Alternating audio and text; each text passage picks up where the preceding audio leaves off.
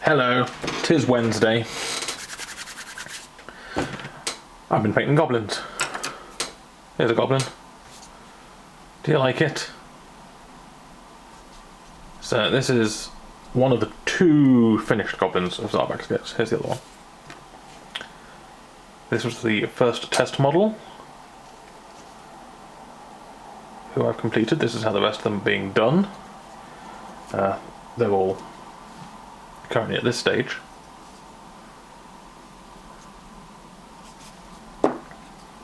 So here's some more.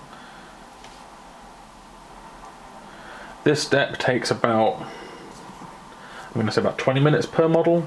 Most of that time actually is spent masking them off with post-attack for airbrushing. Yes, it's another airbrush tutorial. I'm not sorry. And then there's a large amount of waiting for washes to dry. But I don't count that in terms of painting time, because you can do something else while you wait.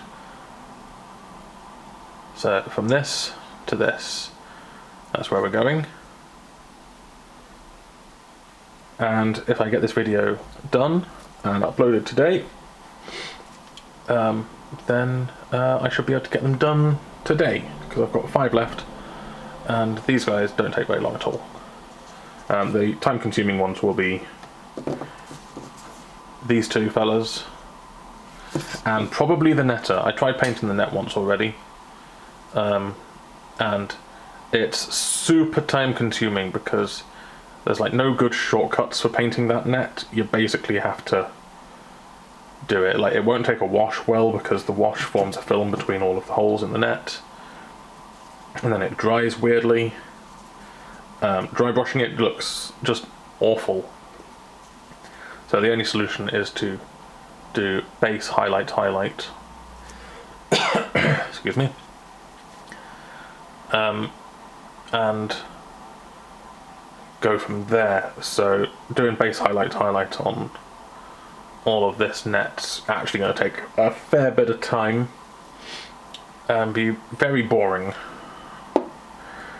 which isn't going to be fun. But the archers that we have here are all facing the wrong way. So the archers are relatively simple. And I painted the fanatic, who we started off with. Let's get him the right way up. And the way that I'm structuring this video tutorial for these guys, because I've already done the squigs. You can see Bone Crusher here, all finished up from last week where I forgot to paint the brand, and I've also I've made his bone that he's carrying look a little bit more fresh, with some blood for the blood god and some red glazes. That's pretty much all I did there. Yeah. The way I'm structuring the actual goblins bit is to do this guy on camera here, showing you how to do the robes and the skin and all of the weapon bits, the toadstool, because he's got a toadstool hat, and the ropes and the bags, all that stuff on this one guy. Then anything that's kind of special or unique, I'm splitting off into separate sections. So the Fanatic's ball and chain gets a video, well, not a video, a section in the video that's going to be like 90 seconds long or something. It's not particularly time consuming, but it is almost the only instance of actually a large amount of metal, and it's a very big chunk of metal, so I've done it slightly differently to normal.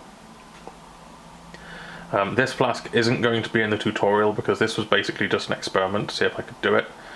I don't recommend doing this effect because it looks awful from there, which is where you actually see it, or from any other angle other than straight on. This is an example of what I call an Instagram paint job. It looks good on Instagram from one angle, or 2 angles, the angles that you control on Instagram, and looks absolutely awful in real life. It's like, that's not correct, those highlights are not remotely correct, and that's an angle you'll actually see the model from a lot of the time. Also there. So yeah, I don't recommend these effects. I wanted to do it to see if I could, and this is probably the last time I'm ever going to paint a liquid in glass bottle effect ever, because I don't rate it, to be honest. I've not painted over it because it took me a really long time. Got a bit of sunk cost fallacy going on there. So yeah, this I recommend just painting this black, to be honest. And I'll say that in the video tutorial. But yeah, I'm not going to do a tutorial on this because I don't rate it at all as an effect.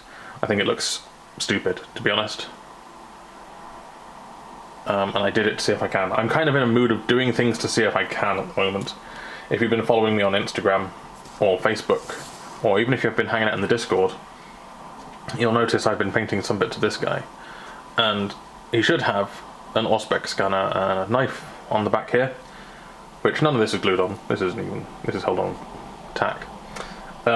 Which I painted, and I tried some non-metallic metal out on it, some non-metallic gold, and it kind of works, but ultimately it looked awful from any angle other than the exact angle in which it was intended to be viewed from, and I didn't like it. So that particular piece, which is a very small piece, is currently in the biostrip soaking away so I can strip it off and repaint it with using actual metallic paints, because yeah, I'm not down with that. I'm not down with those Instagram effects, Instagram paint jobs. So there's a colour guide for this leather, by the way, on the Patreon for the $10 patrons. If you want to know how I painted that, that's available to patrons. So yeah, I'm currently doing a lot of things to see if I can, and then if I can't, learn the technique, and then point 3, not use it after that point, which is a bit of a weird thing to do, but learning to do non-metallic metal and this liquid glass effect has improved my skills in some useful ways that I can apply to other effects or just general painting. For example, this made me study the surfaces of gemstones and glass intensely, which made me understand their properties better, which improved my understanding of general painting theory and colour theory. Generally thinking about how light filters through things and reacts with the materials inside them. It also improved my ability to glaze and paint very, very fine lines around a curved object, which may come in useful one day when painting things like harlequins, which have got that diamond pattern that I want to recreate on there. So trying to paint things just to see if you can, even if you don't actually like it, can be a useful thing to do. Non-metallic metal for gold, again, improving my glazing, improving my colour transitions. This is a little bit kind of non-metallic metal-y, but this is actually supposed to represent a non-metal surface. It's supposed to be a plastic kind of black surface that's a bit shiny, rather than actual metal surface. But it also just makes the lighting on it look pretty good from all angles, rather than non-metallic metal, which typically only looks good from one angle. So yeah, picked up some techniques from NMM.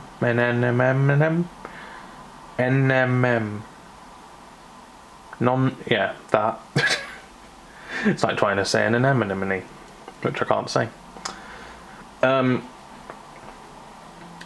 Yeah, picking up techniques from that to apply to other things has actually improved my painting abilities, so that's why I'm doing it. Also, because people keep asking me, can I do non-metallic metal, and my comeback is, I don't like how it looks, but the real answer is, I can't do it. So if I learn how to do it, then I can prove that I can do it, and then choose not to use it. It's like nuclear weapons, right?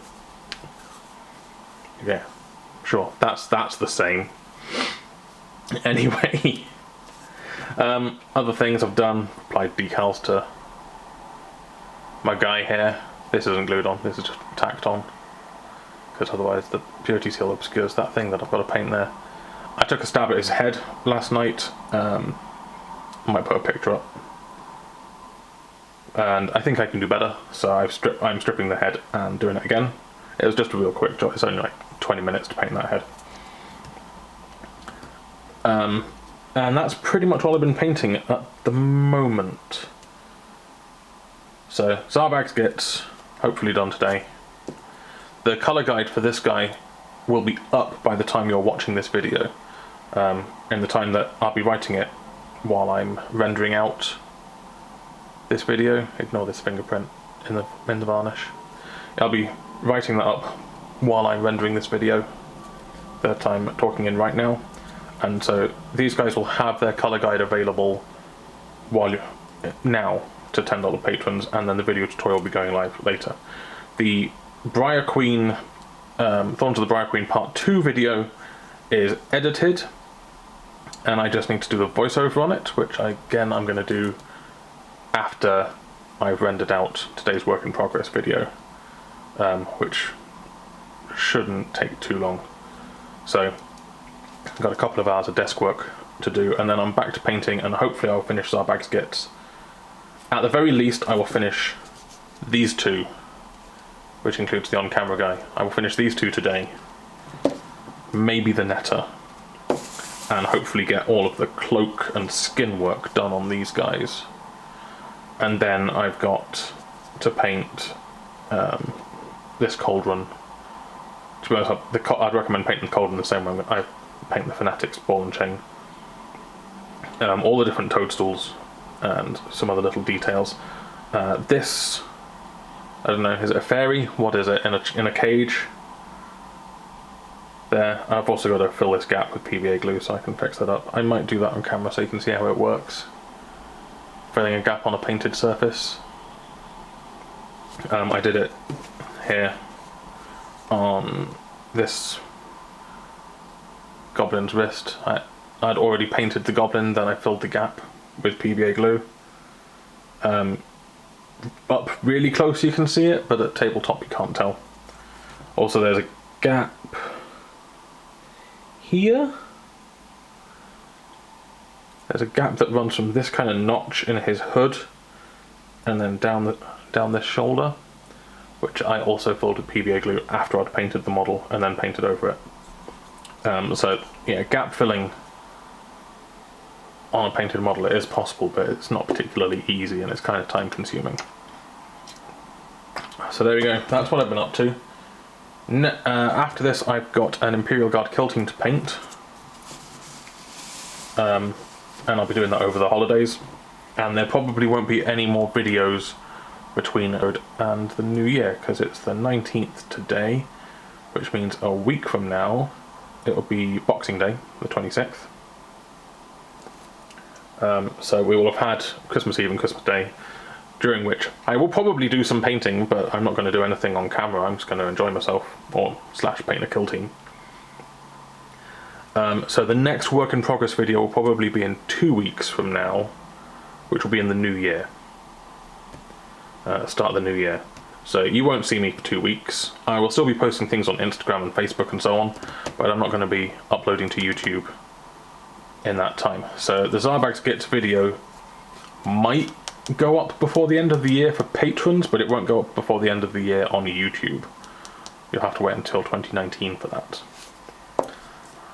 I'll also see about making a end of year video, because I've built this channel from like, it's gained something like 10,000 subscribers in the last year, which is pretty nuts.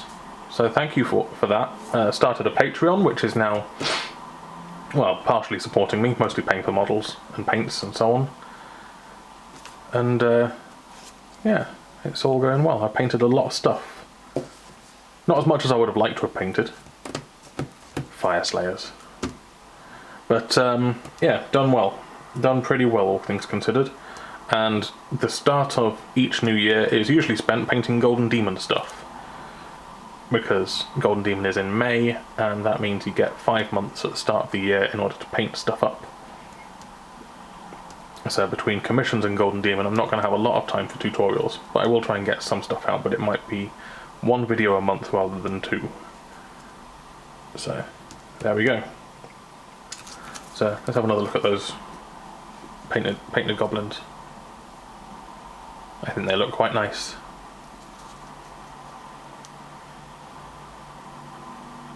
So there we go. Zarbag's Gitz coming soon. Colour guide already up on Patreon, for those people that are watching it. Video tutorial maybe next week, maybe the week after. on Patreon. There you go. Thank you for watching. I hope you liked this video. If you did, give us one of them thumbs up. Click the bell for notifications and so on. Check out the community tab. I post work in progress pictures in there as well. And I'll probably be doing a poll as well in there on topics for hobby essentials. In fact, I'll set that up while I'm uploading this video as well. So if you like all this content, you can click there to subscribe. You can check out my Patreon down there, where you can go and get early tutorials and so on, and colour guides. YouTube thinks you like this, and there's my social medias, which you can check out. Thanks for watching. Bye.